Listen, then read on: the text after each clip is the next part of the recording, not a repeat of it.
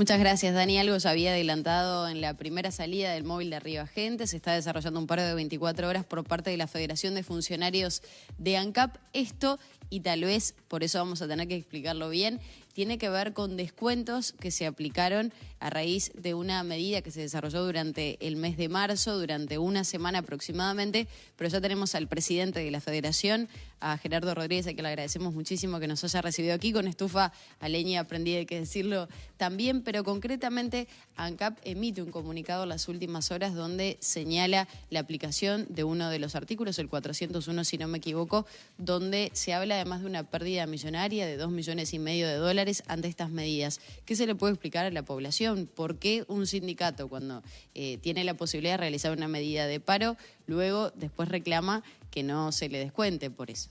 Bien, me hiciste varias preguntas en una. Es cierto. Para aclarar un poco, nosotros tuvimos un conflicto en el mes de marzo, fue por la intención de ANCAP de sacar compensaciones, de hacer una rebaja salarial de entre 7 y 15%, pero además estaba en duda las plantas del interior.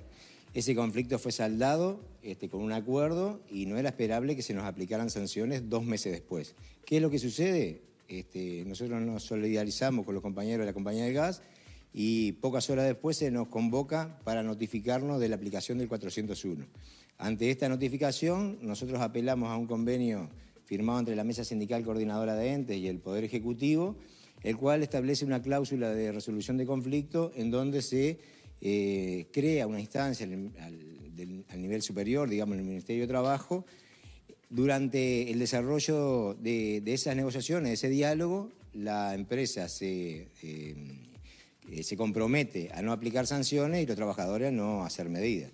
Esto indudablemente fue violado por ANCAP y bueno, por eso se desembocó en la resolución que tomamos de hacer las medidas. Lo que agrava la situación, si se quiere, en estas últimas horas, es el comunicado que sacó en el día de ayer. Es una mentira, una burda mentira la que dice el directorio. Nosotros cuando firmamos ese acuerdo en marzo, firmamos un preacuerdo y en ese momento le dijimos al gerente general que no comprara ese barco de Supergas porque seguramente iba a ser refrendado ese preacuerdo en la Asamblea Representativa. Ellos lo compraron igual, pero acá lo que hay que decir es que cuando ANCAP compra un barco de Supergas, que en el invierno compra varios, porque con la producción no da, invierte $2,5 millones de dólares, que luego se los vende a la empresa. Es decir, ese barco que compró ANCAP no lo perdió, sino que lo comercializó y recuperó esos $2,5 millones de dólares. ¿Ustedes entienden que no hubo una pérdida de $2,5 millones de dólares como consecuencia de las medidas que realizaron ustedes? Absolutamente, y es fácil de comprobar. Si compras un barco de Supergas y se lo vendés a las empresas envasadoras y estas lo comercializan a través de la garrafa a los usuarios, lo que se puede llegar a perder es ese subsidio que hace ANCAP del Supergas, que lo vende más barato de lo que lo compra, pero nunca puede perder los $2,5 millones que invirtió en comprar ese barco. Decir esto es ensuciar la cancha, es apostar al desprestigio de los trabajadores y enrarece un clima que ya de por sí está muy complicado. Ahora, y la consulta que le hacía respecto a los descuentos. Cuando uno hace un paro, generalmente está de acuerdo con que se le descuente ese día de medida. Esto es difícil de comprender. Cuando nosotros hacemos un paro, indudablemente se nos tiene que descontar. ¿Qué es lo que sucede? Nosotros tenemos que asegurar el abastecimiento de los servicios esenciales. Esto tiene que ver todos los servicios asociados a la salud, a la seguridad y a la vida. Es decir, hospitales, ambulancia, policía, etcétera. Pero nosotros vamos más allá y también abastecemos el aeropuerto, por ejemplo. No es un servicio esencial, pero para nosotros es un servicio estratégico para el país, desde la conectividad del país y también por el turismo. Pero no nos quedamos ahí, también aseguramos el abastecimiento a toda la población porque nosotros estamos convencidos de que hay que hacer prevalecer los intereses superiores de la población, de la sociedad.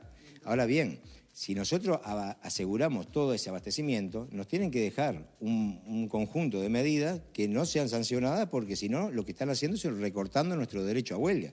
Y eso es lo que queremos negociar en un acuerdo, digamos, de autorregulación. Concretamente, ¿cuál es el descuento que ustedes entienden que no se tiene que realizar por parte de ANCAP y eso ha generado el paro de 24 horas? La aplicación del 401 es totalmente arbitraria. Por ejemplo, fuimos a trabajar, marcamos tarjeta, trabajamos 8 horas y dejamos de hacer una tarea. Y por eso, a los operadores que ganan menos que en la refinería se le descontó 70%, a los jefes 35% y a los supervisores 15%. Eso es totalmente arbitrario, porque yo como cuantifico el impacto que tuvo la medida que dejé de hacer. Por ejemplo, en las 8 horas hice 10 tareas y dejé de hacer una, y por esa que dejé de hacer, la administración me descuenta el 70%, que prácticamente casi todo el día, ¿no? Rodríguez, nos tenemos que despedir. Simplemente, ¿cómo afectar a la población esta medida de 24 horas?